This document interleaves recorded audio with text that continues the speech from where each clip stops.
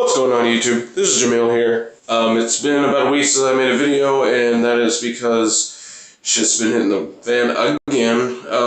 I'm pretty sure this is probably going to be a regular thing due to rent being around the first all the fucking time, and less time to work, or less time to actually get involved in the Yu-Gi-Oh community, which means there's nothing new I can learn, which means less time, or less opportunities I have to actually make another good video. And speaking of that, I also need to probably do a lot more discussion videos, at least until this app updates and puts in links, because I don't want to just keep making deck lists and replays for decks that are,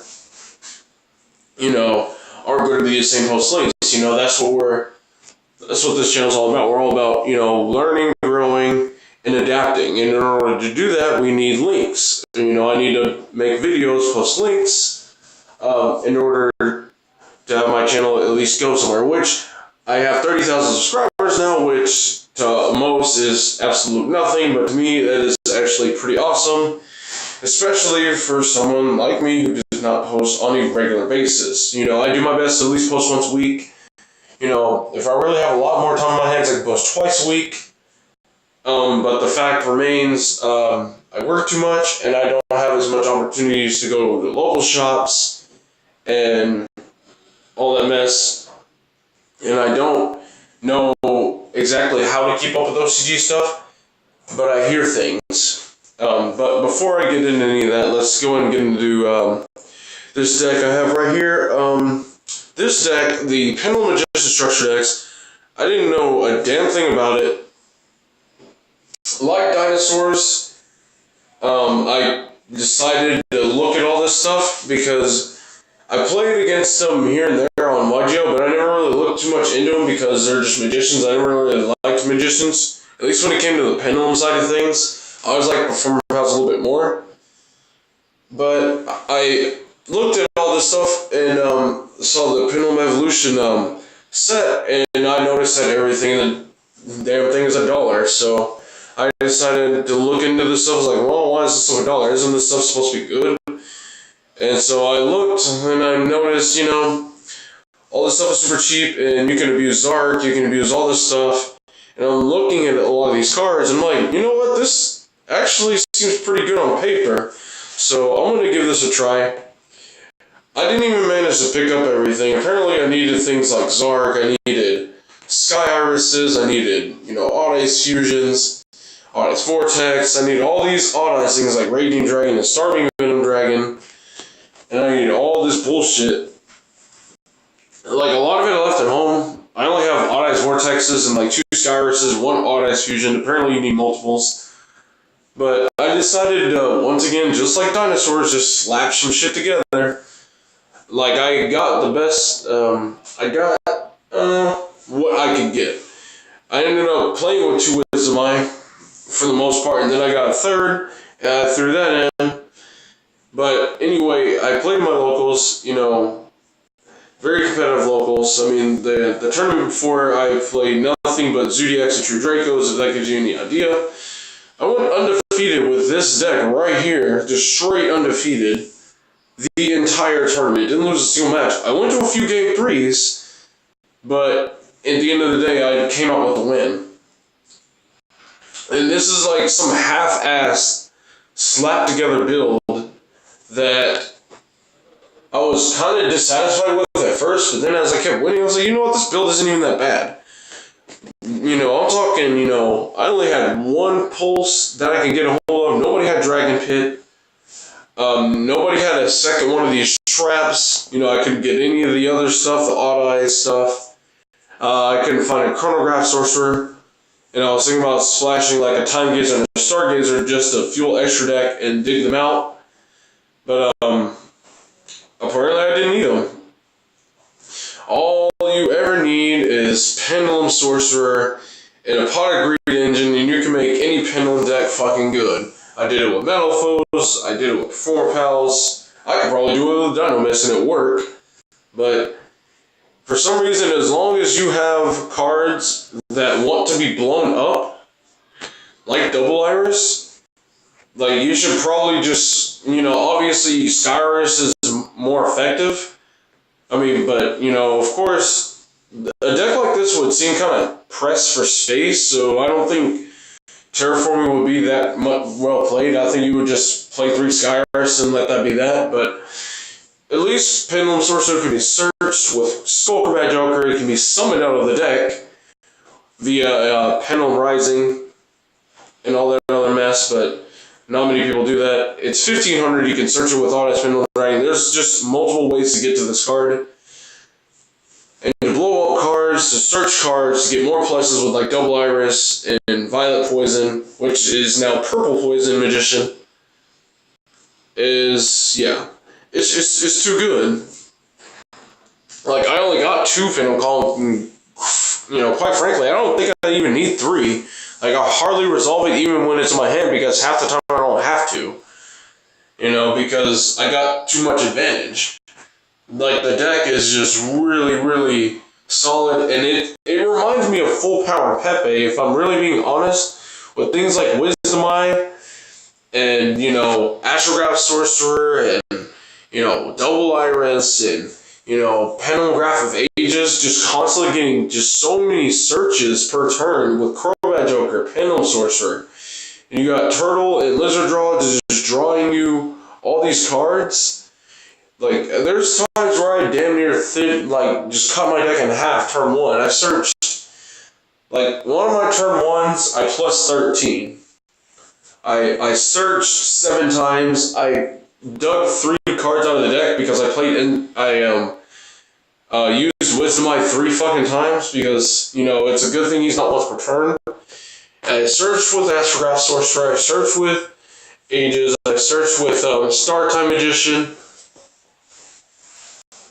and I searched off a Pendulum Sorcerer, I drew 2 cards, and then I set, 2 back row. And, this deck is just, ooh. The whole deck searches itself, or draws itself, or digs something out of the deck, and puts it on the field. Which is why I like this deck so much, and even the traps, half the time I don't even open them, but a lot of times I'll get to them throughout my turn. There would be via Turtle Lizard Draw or something else, but if I draw it, it's good, but the MSTs carried me so hard throughout the entire tournament because people were side decking anti-spells against me, and I ended up going against a Talonite player that put up Diamond because I guess he caught on to the fact that everything in this deck is dark. And, so that was kind of hard to fight through, but that was actually my toughest matchup, truth be told. Every other matchup was just kind of simple. Even, True Dracos. They really couldn't... True Dracos couldn't really do much because I had Drone Lockbirds in the side deck. But, let me see. For Auto's Meteor Birch Dragon wasn't even played because I didn't even have a Noble Dragon Magician either. Didn't have Dragon Pit, didn't have Noble Dragon, didn't have any Odd-Eyes Pendulum Dragons, no Skyrises, no Odd-Eyes Fusions, none of the Odd-Eyes extra deck monsters, and missing a few cards here and there in the main deck, and I went undefeated with a 14 card extra deck. I hardly went into half of this shit. I didn't go in any rank 7s. I went into Castle twice. I went to Emerald once. I think I went into Majestic Paladin once. I'm not sure. I think it was to search something important. It might have been Pendulum Sorcerer when I had 1 Bricky hand, and it wasn't even Bricky because I could still Pendulum summon an overlay. I went into Stardust a lot. I went into Enlightenment Paladin actually a few times. To recover these Pendulum Graph of Ages. They never stay on the field. People always get rid of them, and I always get them back with Paladin. I summoned Ignister quite a few times. Star Time Magician I've summoned all the time, every single game, twice. I went into Trapeze Magician a few times, which actually came in clutch. It also makes me want to maybe throw in a couple copies of, maybe a copy of Trick Clown and a couple copies of Patricker, because Trapeze actually can get me another performance, and also Star Time Edition. A couple of times they've used Twin Twisters to try and pop my skills with him on the board, and apparently a lot of people forget his last effect. If a pendulum could die, either from scales or field, you can send a spellcaster from your deck to the grave instead, and sending Trick Clown to the graveyard would be pretty good. But, Mech Lord Emperor Weissel is a funny-ass tech, especially with things like Pendulum Sorcerer and such, and Eccentric Archfiend. I'll just drop it on the board for free just to negate spells, and it's a 2,500 body when I would go first, knowing that my opponent's playing a lot of spells, aka Zoos or True Dracos. And they really couldn't do anything, especially since when I sided this, I would side all of my hand traps, which would be my Ogres and my Lockbirds, and the one Maxi. And it was just overkill at that point. And they really couldn't fight back all that much. But that's enough about that. Why am I making this video? I'm making this video because this begs the question. I love this. It took one tournament sliding this deck together. I love this deck. But the hard pill to swallow that I can't ignore is that links are around the corner. And I've heard from a couple of people that Magician Pendulums are still a top deck. And I have no idea what the build is like. I've never seen anything of it. They couldn't lead me into anything, so I have to take it with a grain of salt. But it got me thinking, half the time when I played this tournament, I really only had one extra deck monster on the field at a time. I would generally just go into one at a time. It would generally be Star Time Edition most of the time, and if not that, this Diamond Direwolf is Tornado Dragon. It is not. This app is not updated to where Tornado Dragon is not in the game, and I am kind of tired of that, but it was always Star Time Edition and Tornado Dragon that I summoned the most. Tornado Dragon, on my turn, when I go first, generally comes in a lot because I'll end up searching a second one with Astrograph or digging one with Wisdom Eye, and I'll just Tornado Dragon to blow up Iris the second time so I can get one of the other two that I'm missing. So then I can just sit there and have a very good soft lock kind of thing going on with my opponent. But anyway, that's besides the point. Link summoning. Let's get to it. Even if I wanted to spam field with nothing but extra deck monsters, which would be Pendulums, I would need to link summon. So, what does that mean for me? The best time to actually establish a board with linked monsters and still be able to summon Pendulums out of the extra deck is always going to be your starting turn when you have the most cards in your hand, when you have resources you can work with. But, do you want to sabotage your turn one play? You can get all your resources. You can, because you're going to summon everything out of your hand, you're going to summon your Pendulum sources, you're going to do all this bullshit, and you're probably going to get your Pendulum Graphs to search more monsters to hand so you can keep putting stuff on the board. But if those link monsters get removed from the field, what do you have? Well, you're kind of stuck at this point. But never fear, guys. I got a couple of texts that we can go over. But first, let's talk about 3 link monsters that are generic. The first being Link Spider, which everybody should know about by now, especially if they're planning to play post-link format. Link Spider is a Link 1 that requires a normal monster, keep that in mind. And it reads, its effect, you can special summon a vanilla from your hand once per turn. It has to be level 4 or lower, which means if you were planning to play Link Spider, you should play Gofus and the Brilliant Fusion. Always play 2 Garnet. I don't care what deck size it is, 40, 60, always play 2. You always manage to draw it, and it's a pain in the ass if you draw it, and you will potentially have multiple deck cards in your hand, especially if you're playing the Predaplant engine to search Brilliant Fusion, and then you're going to be shit out of luck. But anyway, Link Spider actually makes it to where it's not so bad to play Gemini Garnet. and multiples. If you draw one, and you can still Brilliant Fusion into a Seraphinite. Oh wait, never mind. Link Spider takes normals, but bear with me, guys. With just a small investment, let's say, let's go back to my deck. These Solemn Strikes here, these could easily be 3 Brilliant Fusion and the 2 Garnets, and I could take out a few of these other cards I don't need. I really only need 1 Aegis and let's say 1 MST, and maybe bump my main deck count to 44, and I can have 3 Gofus, so I can make my tokens, and that'd be pretty sweet. Now, what else can we do? Link Spiders only has 1 link arrow, and it's pointing straight down. And what can we do at this point? Well, let's see. We have... shoot. That horse. That guy one. That's a generic one as well. That takes 2 monsters, I believe. Yes, I believe that takes 2 monsters. 2 monsters. And its arrows are literally pointing left and right. It is pointing straight left, straight right. So, if you're going to play that, you need to play Link Spider along with that. And generally that will unlock your 2 other spots in your extra deck that you would need to pendulum summon. Generally just the key things you need out of your extra deck, and that's it. It's only so you can make just a little bit, just enough room out of your extra deck to make it to where you're not super crippled.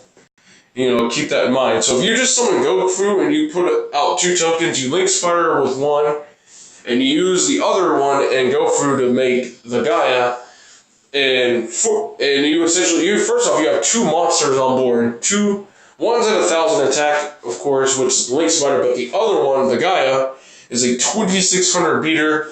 Yeah, it has no effect, but you have 2 free spots in your extra deck you can summon off of for free without using your normal summon. I mean, how like that's a win-win for you. Or if you don't feel like using Gofu, if you want to just go straight to Deco Talker, I believe you need 3 monsters. 3 monsters. I think they have to be effect monsters though.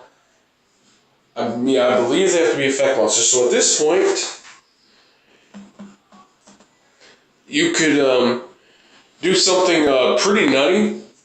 You could summon your Predaclite Scorpion, put Darling Cobra on the board. That's 2 effect monsters. You play Brilliant Fusion.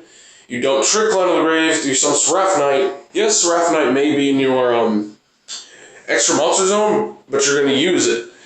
But now you have 3 effect monsters, Trick Clown summons to the field, making that 4 effect monsters, 4 monsters just in general on the field, and you have an extra normal summon left. Be sure to use that normal summon before you use Seraphinite to link summon. So if you have Skullcrobat Joker in hand, you better summon it. Summon it, get your links out the way. If you're gonna go into like Invoker, save the 2 Predaclites. If not, or if you're going second, go into Break Sword.